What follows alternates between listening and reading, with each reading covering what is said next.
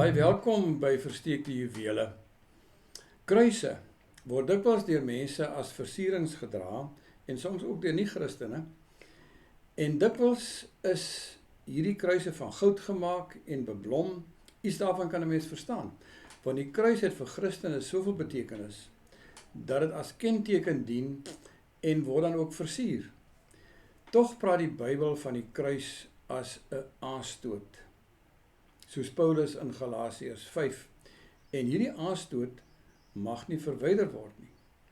Nou, hoe kan die kruis 'n aanstoot wees as ons so lief is vir die kruis?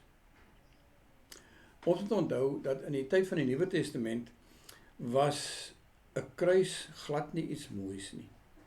Dit was 'n simbool van wreedheid, verwerping en dood. Kruisiging is destyds gesien as die grootste skande, as die ergste verguising wat 'n mens kon oorkom. En die Romeine het dit gebruik om aan hulle vyande dubbel en dwars duidelik te maak wat gebeur met opstand en teenstand. Kenmerkend hiervan was Pilatus se woorde as opskrif bo die kruis van Christus, die koning van die Jode. Daardeur wou hy sê, as julle 'n koning wil hê, naas die keiser, so maak ons met hom. Nou, die kruis van Christus was vir Christene steeds 'n simbool met die teenoorgestelde waarde. Vir hulle was dit 'n teken van die liefde van God, van lewe, vrede en redding. Nou, die kruis is die middelpunt van die andersheid van die evangelie, dat God redding gee deur iets totaal onverwags.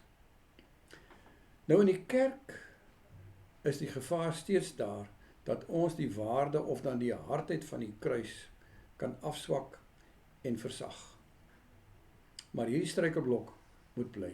So nie sou die krag van die evangelie vervaag as ons 'n sagte blommekruis daarvan maak.